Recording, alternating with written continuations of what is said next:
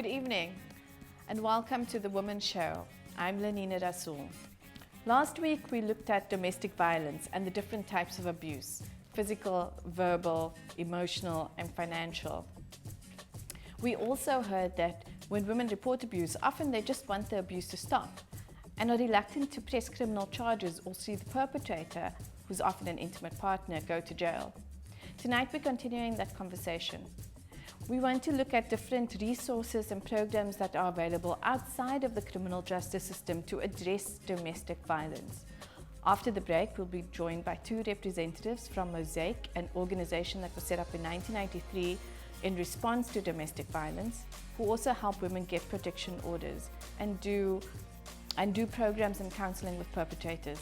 But before that, we're going to go out into the streets and hear whether you know what domestic violence is.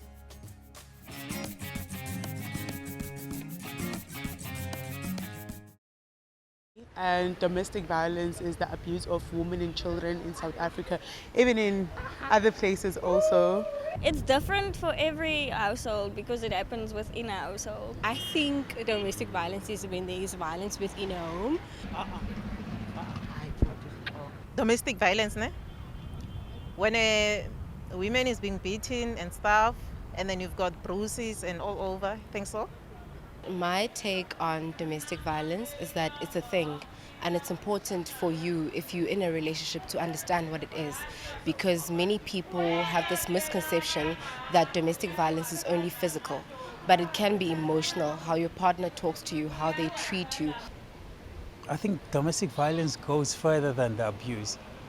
There are other forms of abuse like emotional abuse. Financial abuse also amounts to that, where you don't provide for your woman or your partner. Domestic violence is violence that happens within the immediate home environment, and it involves more than just physical abuse or any violence that's just physical. If we define violence, it's anything that's harmful to an individual, and that could be in the emotional sense, in the psychological sense, not just the physical aspect of it. Do you think that more women should report this crime, or should they just keep it to themselves? They should report it. It's very important to report, because otherwise you're going to stay under the circumstances until when? So it's not right.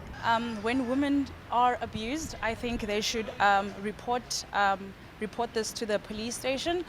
There are a few support services on social media. There's quite a few pages that people can follow where they can share their experiences and basically get help.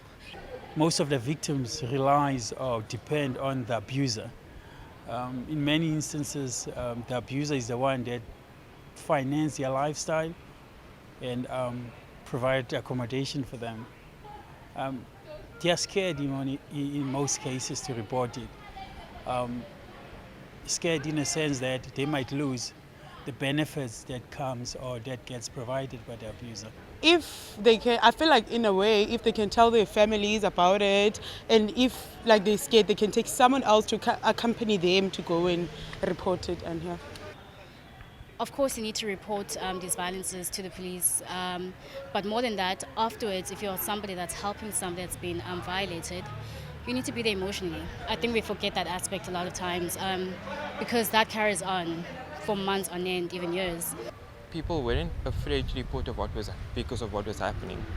They were just not wanting it to be true, because it's like you think you know people until all these things are brought to light, and when it comes down to it, you are hoping that it's not true. So that could act as an incentive for them not to report it. Because they're scared sometimes. Yeah, Not just because they're scared, because they know even if they do report it, like it doesn't end up like in I don't know how to put it, but then still the people, even though they're arrested, they get out of prison. The more we expose the situation, the more it makes it easier for the next woman to come out and say that I've also gone through this, and now there's a helping hand for the next woman, so that she knows she's not alone. I think less is done to provide for the victims. I think our government and businesses are kind of failing to provide security to those that report discourage.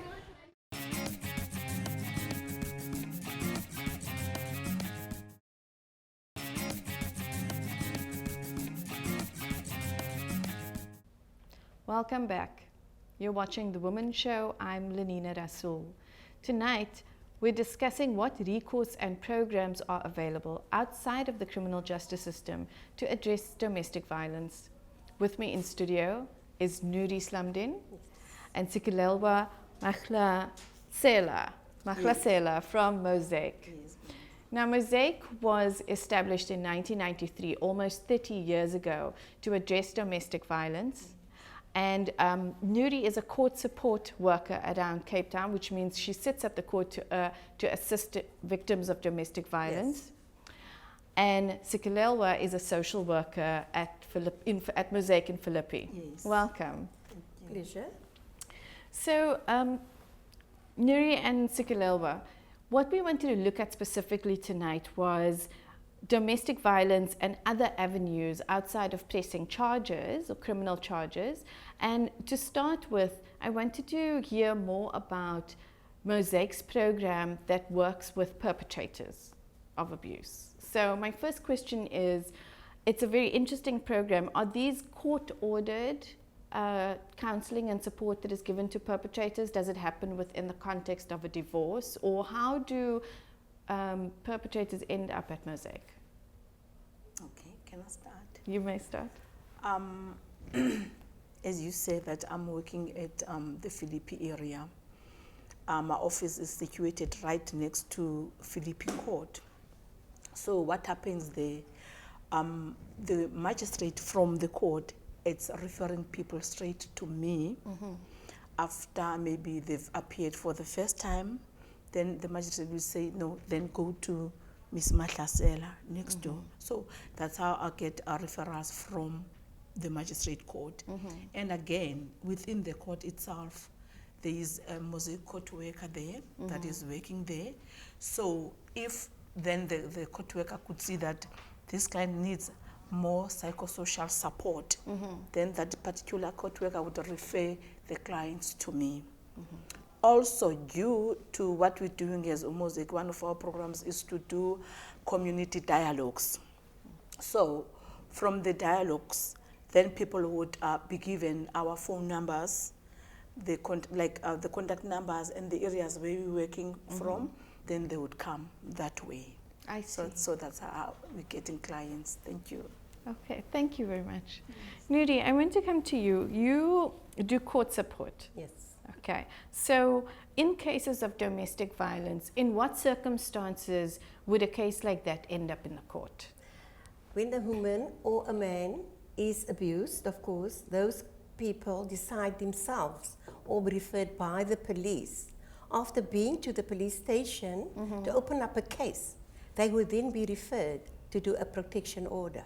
I see. At the Cape Town court or any other court. Yes. So one of the issues that we discussed last week, but also want to look at now, is that the Domestic Violence Act has expanded on what is domestic abuse. So what we traditionally know is physical violence.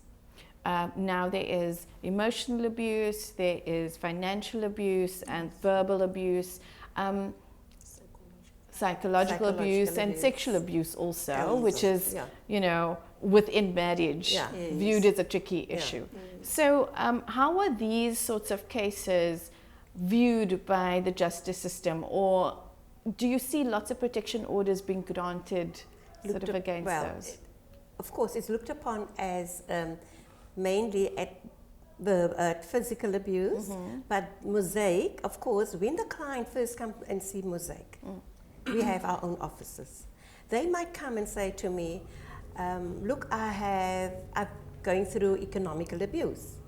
But by me probing to see what other abuses is happening at the time, with our counseling sheet, because we do the crisis intervention counseling at court as well. So with probing, we will then discover that this person, due to economical abuse, of course, there will be the verbal, there will be the emotional, the psychological, because not having any finance or any resources, you're going to go through all those other abuses.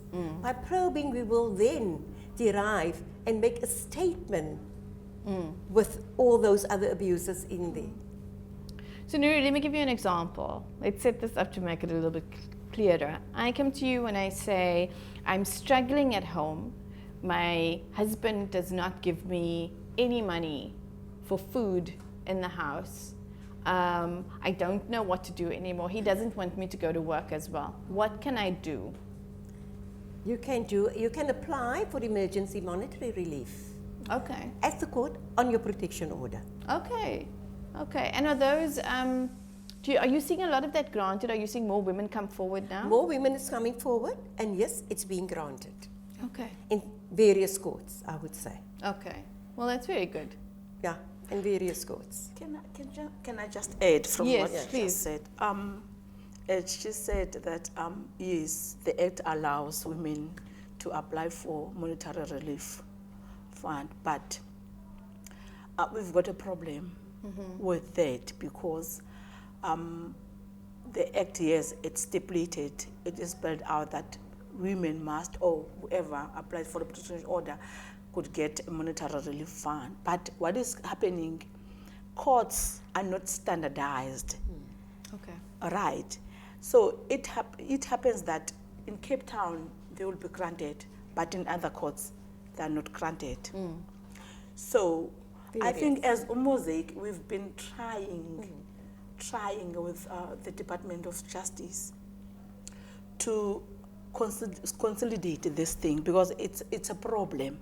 Because if the Act is saying this and then courts are allowed to do their own discretion, then where is it taking the public to? Yes. Because if it's stated there that everybody has a right to apply for monetary relief, why in other courts people are not allowed to do that?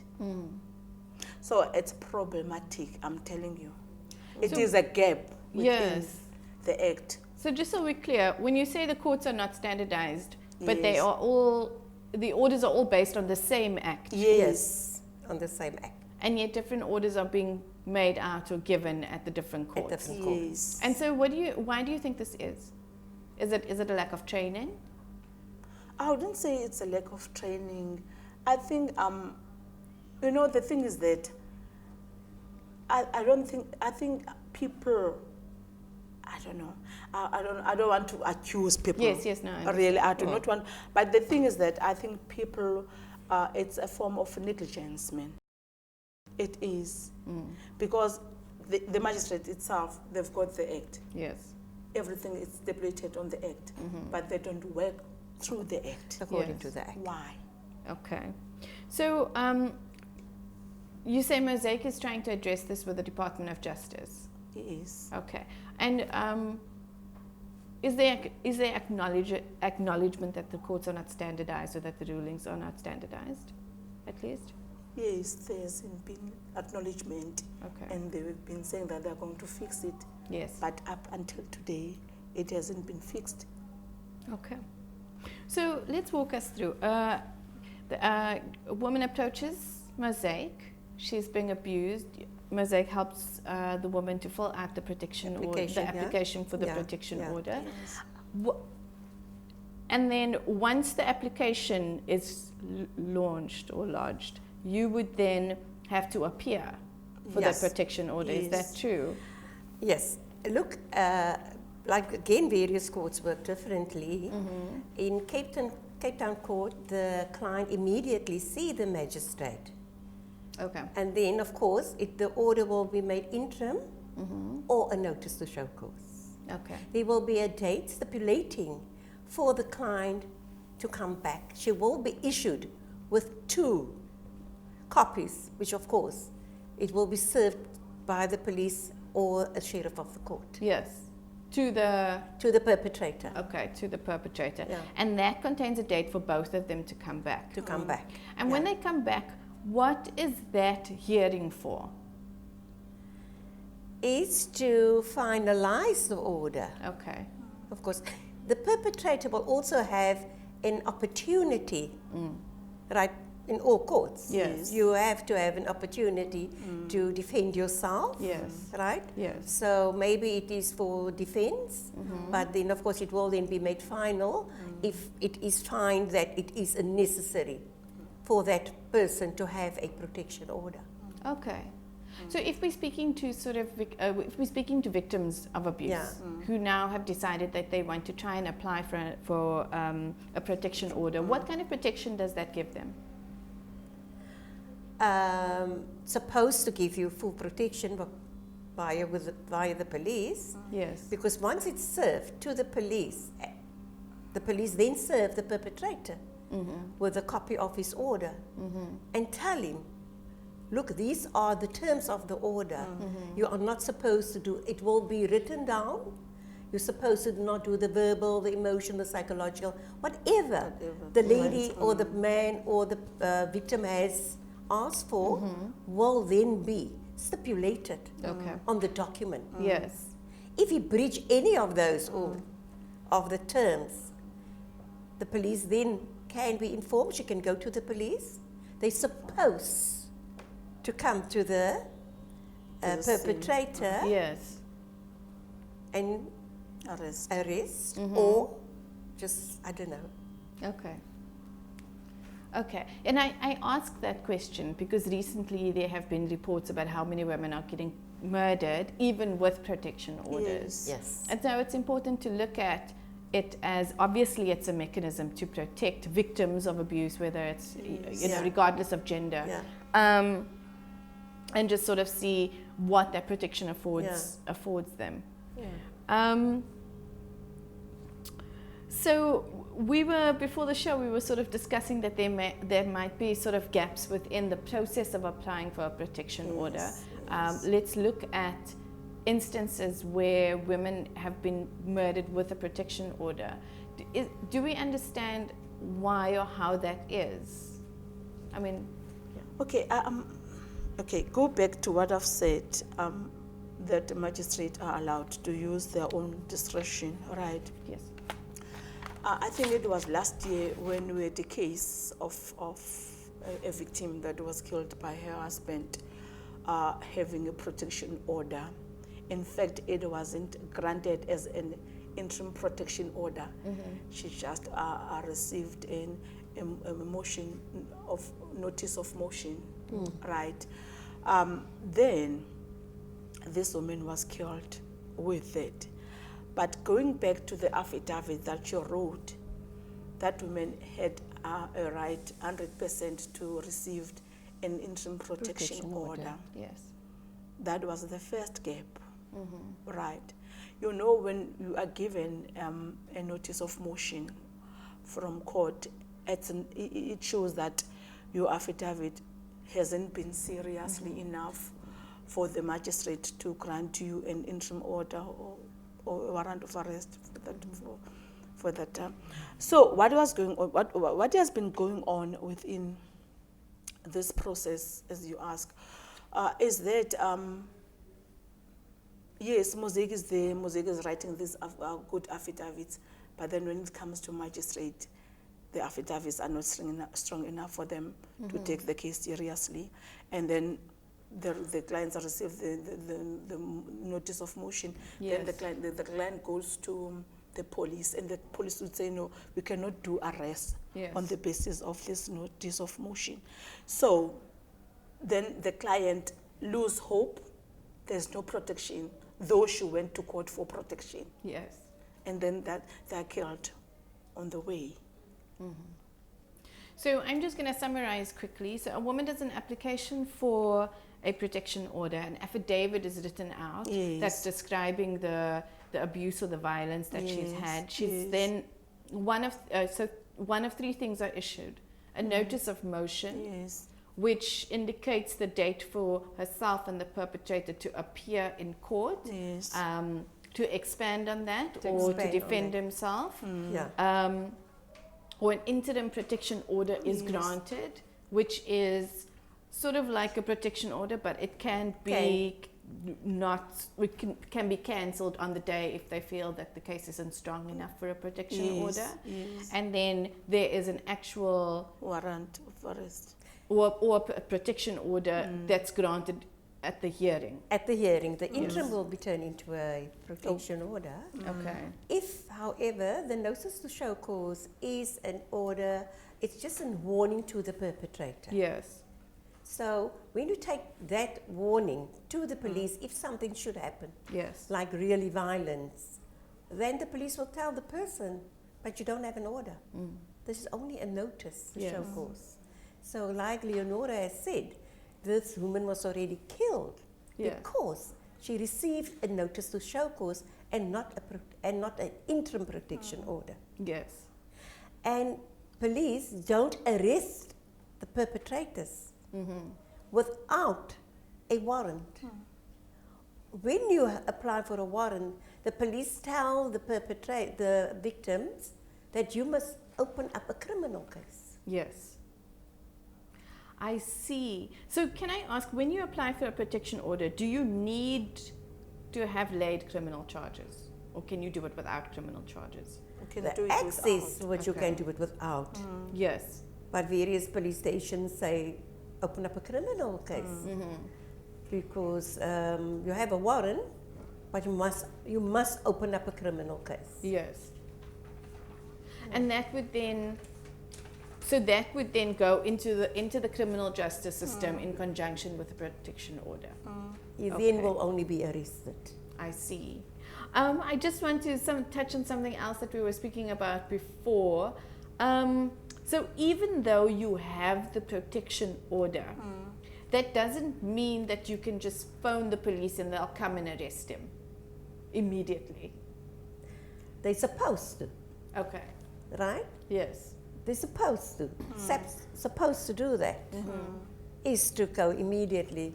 When my rights are being violated, I have a protection order where the order says no physical. It's just breached the order. Yes. I phoned the police. That's what the protection order is about. Yes. Unfortunately, some do come and some don't. Okay. And then, sorry, I just want to add something. You know, the other thing that people doesn't know, even the applicant doesn't understand, is that when your warrant of arrest has been taken from you, because when the police comes to arrest the perpetrator, they will take the copy of your warrant. So you need to go back to court to get another warrant of arrest. Otherwise, if you phone the police again and you don't have the warrant, they won't arrest the client, the perpetrator. I see. Does that mean that the warrant is given to the warrant of arrest is issued the day your order is made final? I see. Right? Yes. But when that is executed, that warrant is executed, you need to apply for another warrant at the court. Okay. I see. So you need to go back and forth. Yes. All the time. Yes. How soon? So you were saying at Cape Town Court that often you see the magistrate will see the victims immediately and issue either the notice of motion or the interim protection order. Yeah. Do you find is the standard? We know that Cape Town's court actually performs better. I don't think it's standard. Well, Leonora can maybe elaborate on that because I don't think it's standard.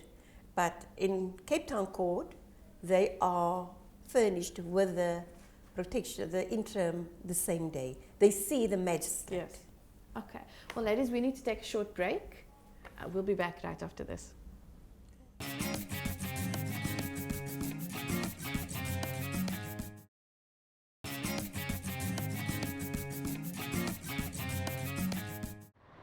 Last week, experts around the world attended the Sexual Violence Research Initiative Forum, and we sat down with Gary Barker from Promundo, who tells us what is the role of men when it comes to sexual violence. My name is Gary Barker. I'm the director and founder of Promundo. We're an NGO started in Brazil, and we now partner in about 20 countries with offices in 4 countries, and we work to promote healthy ideas about masculinity, to engage men as allies for gender equality, but also to look at how harmful, restrictive ideas about manhood also cause harm for men, cause harm for women, cause harm for children. We do a lot of research on the topic, and we use that to drive advocacy. It's often easy to say the problem with violence is about a few men or about men, without saying what's the whole world that makes men violent. We're not born biologically violent. It's often easy to perceive that because most harmful, lethal, certainly violence in the world is carried out by men. 80% of homicides are men. 80% of the victims of homicide are men. Gender-based violence, we're talking overwhelmingly men's violence, whether it's physical, whether it's lethal, leading to the death of women. I think we've got to understand what drives it. The power that men have in their lives over others, the way men and boys are raised. Our data and many studies show about 80% of boys experience some kind of violence growing up. Not that girls have it easy, but the kinds of physical violence that boys experience during childhood is often the single largest driver of violence they use later on. Countries that have high rates of femicide are the countries in the world that have the highest rates of overall homicide. Men, individuals with weapons in a country that doesn't have adequate, any country setting that doesn't have adequate infrastructure, justice systems, access to education, employment, all those things meld into this to being drivers of men's violence. Our look at it is kind of, well, that man carried out that act of violence, and we're not going to stop holding individual men responsible. But if we want to go upstream and keep it from happening, it's about how we raise children. It's about access to adequate child care, health services, social services, adequate child protection services, adequate employment and income support, and the list goes on. But that's the kind of stuff, together with targeted prevention, that we see can make a difference.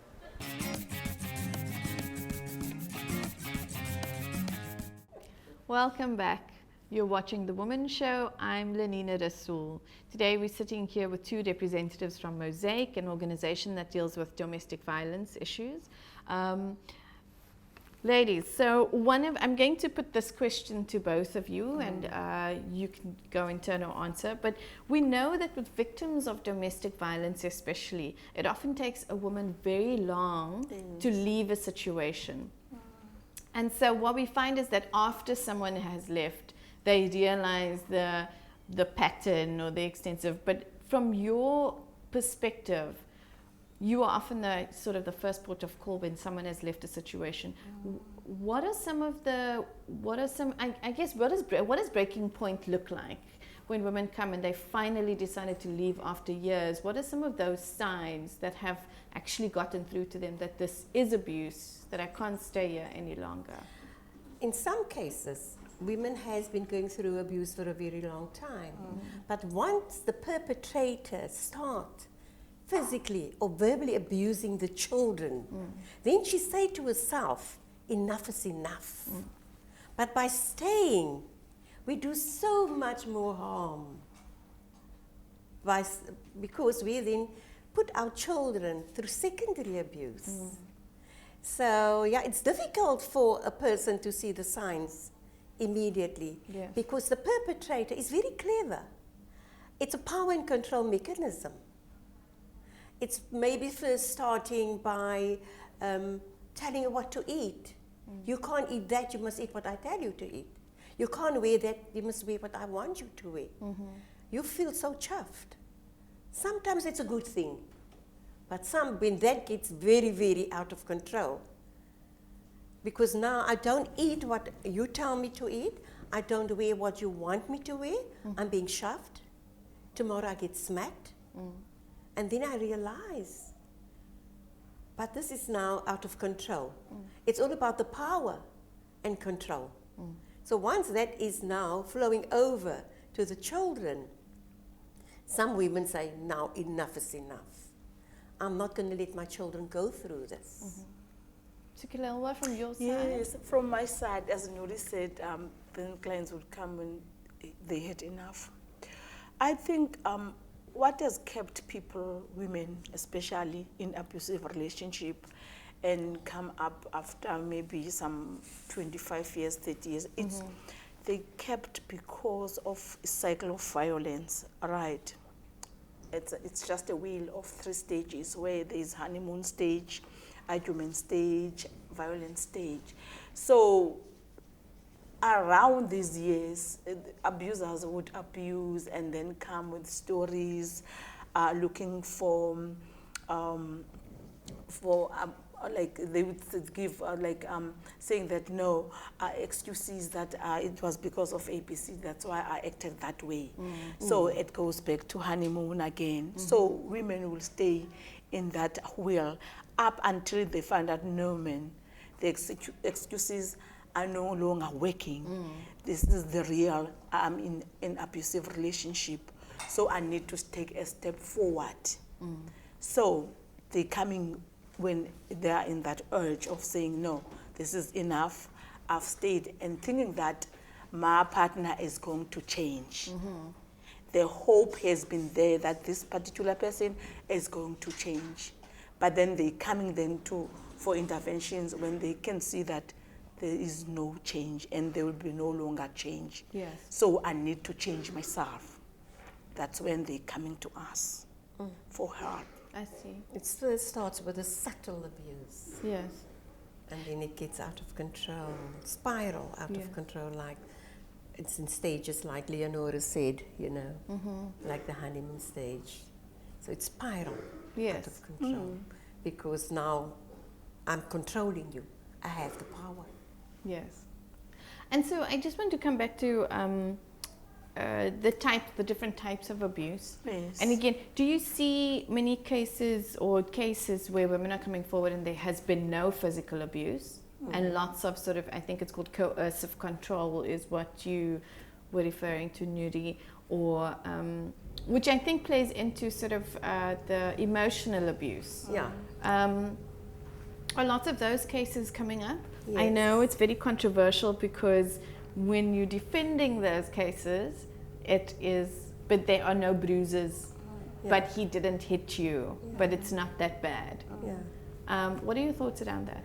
Verbal and emotional and psychological abuse is actually very harmful because you start believing what he's saying to you.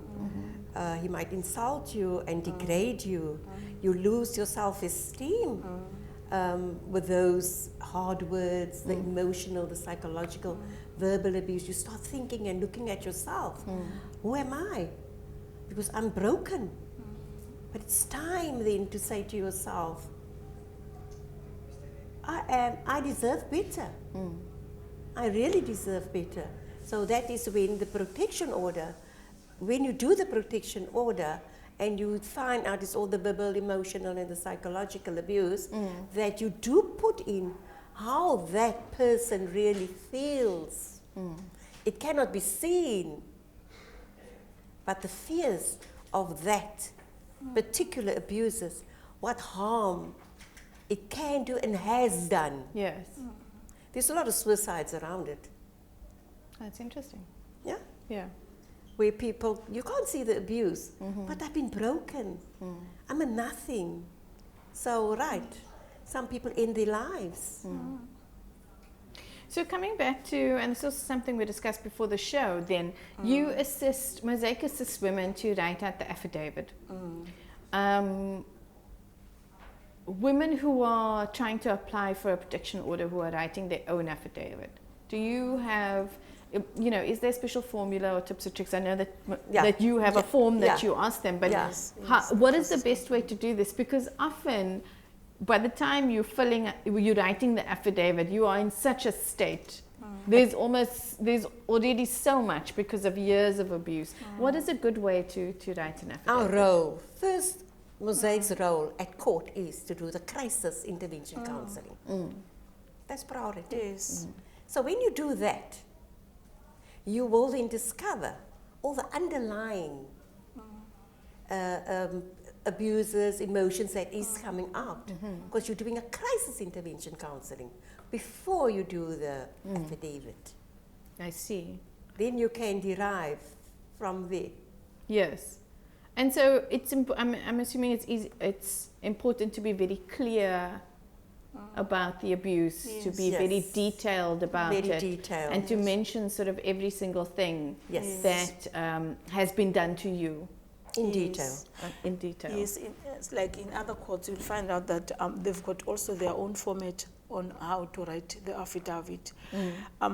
Others would be specific in asking you the swearing words.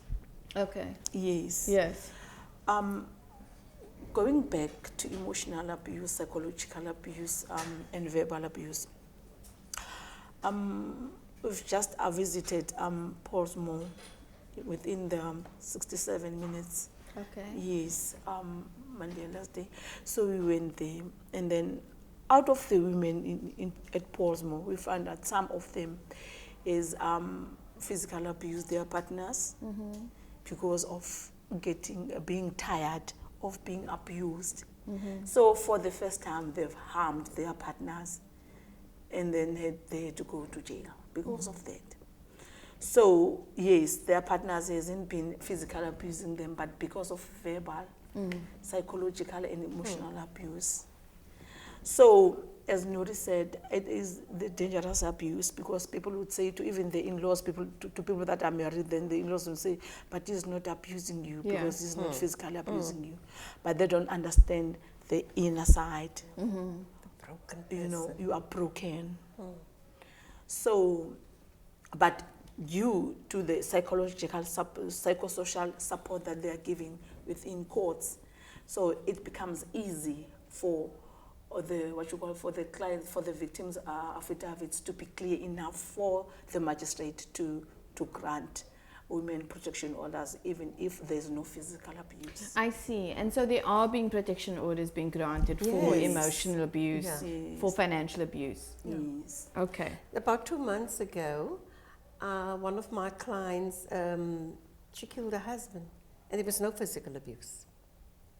It was the verbal, the emotional, psychological abuse on her and her children. Oh, wow. And it went on for a very long time. But she killed him.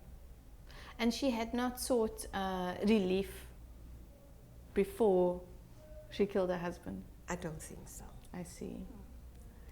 And so, Nurie, you were mentioning, and I want to know, part of the reason we're having the show is because many women aren't aware of the support services available, like Mosaic.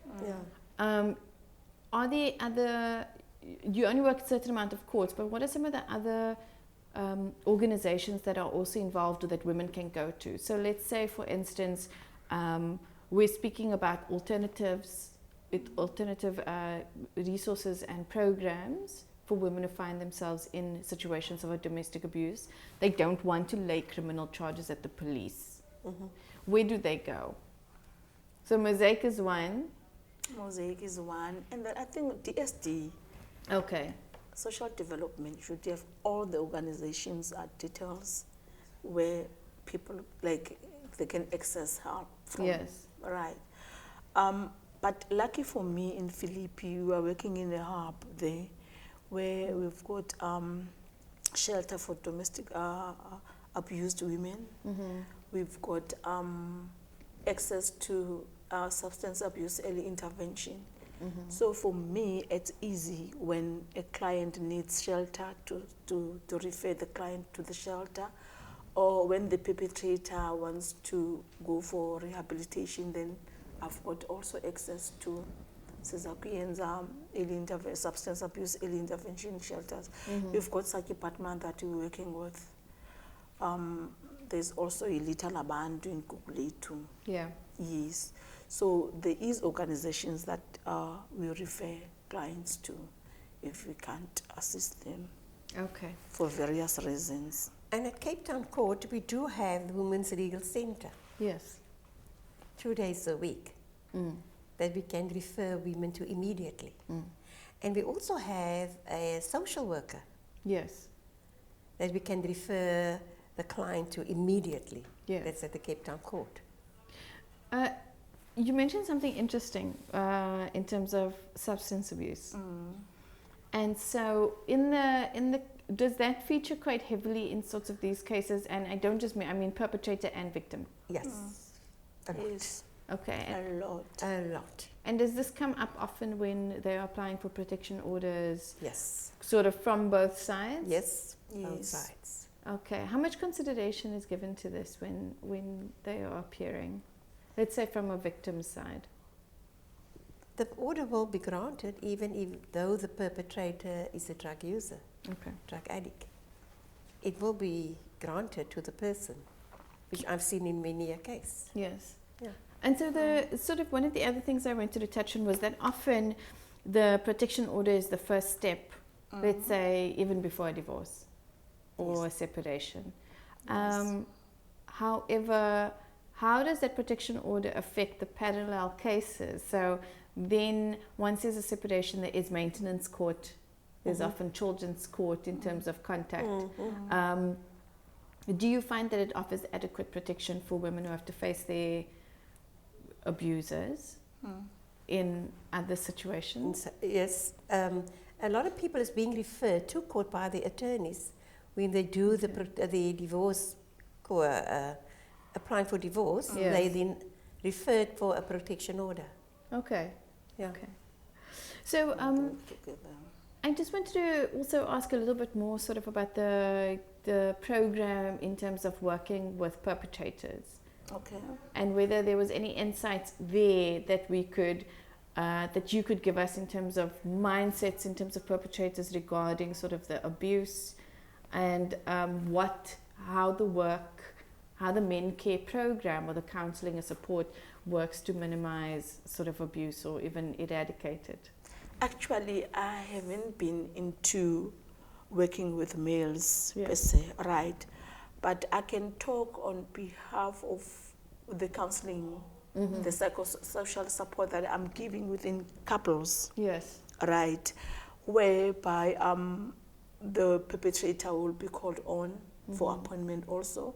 Then whereby then the perpetrator will admit that he has been abusive towards his partner, and that apologies again will be there, that I'll make a change.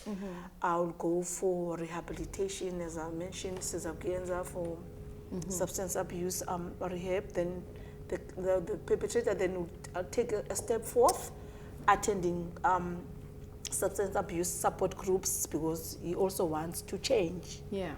So, and then I think in terms of the men's groups within my colleagues, when we are discussing about the men's group, then they will say there is a big change within the groups that they were working with, because I think childhood experiences, right?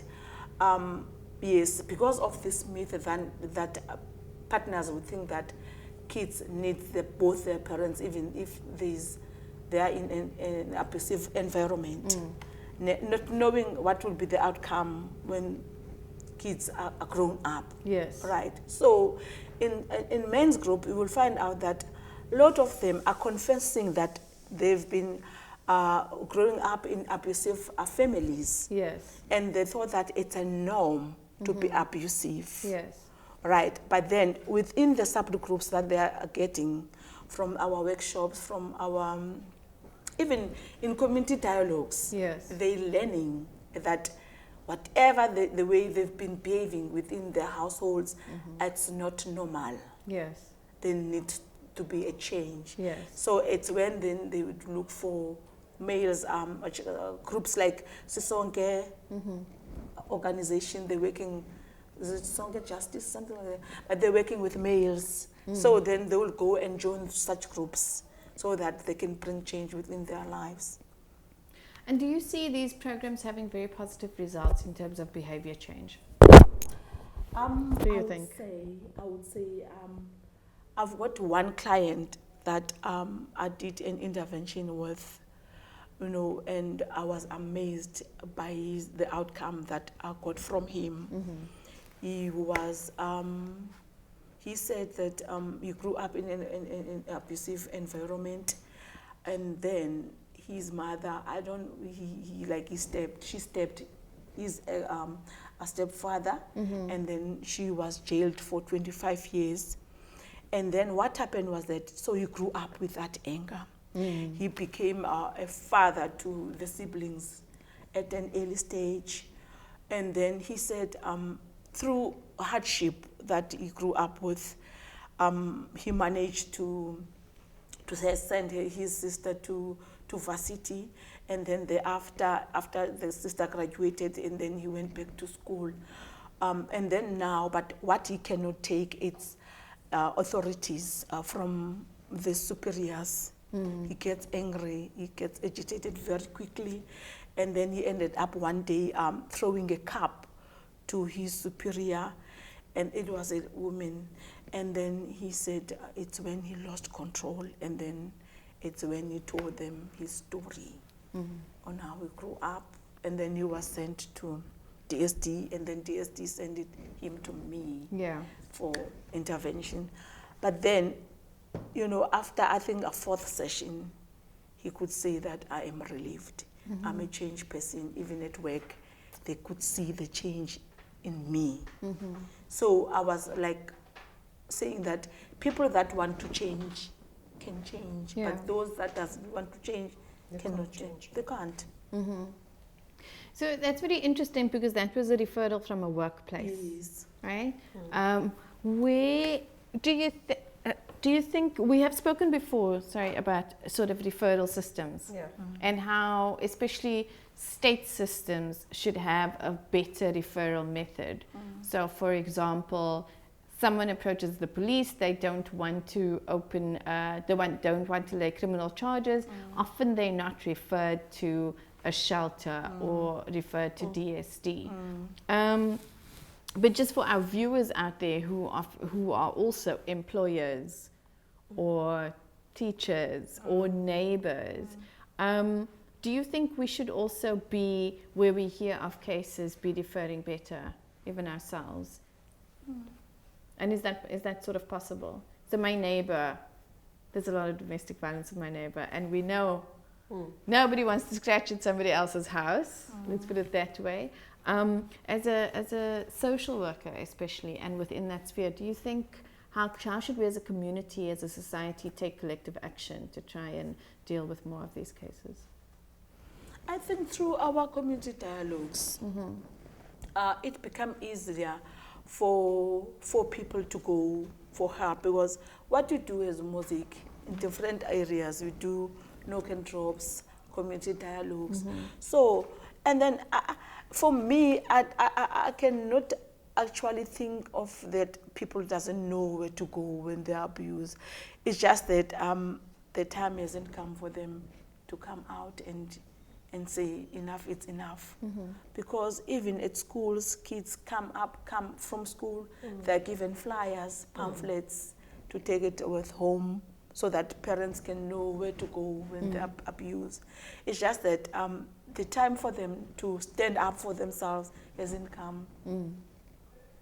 Because it is dangerous for people, because it's like taking other people's problem as yours. And then at the end of the day, the one who's abused will say, I didn't want this help. You know, it's so-and-so who said I must do this and that. So running away from that, people should take their own initiative, take responsibility of their own environment, because there is help out there. It's just that people are denying the fact that they are still in abusive relationships. They're not ready. When somebody's not ready to do a protection order, that person will also do it 3 to 4, 5 times. Oh, wow. Oh, yes. And of course, every time you do it, you have to come to court to do a new one, because it cannot be renewed. You do it from the start, a new application. Understand? Because that person isn't ready. But it's okay. It's okay for people to do that. If they're not ready, but they are coming to court, they're going to be ready. Okay, thank you ladies for that interesting discussion. I mean, I think we all got a lot of practical information in terms of what to do when we find ourselves in a domestic violence situation. I'd just like to reiterate that Mosaic is at various courts, and I would encourage you to go and look for them if you need to apply for a protection order or even for referrals in other sorts of cases. Thank you very much for joining us. That's it for the show. We hope to see you next week. Thanks and good night.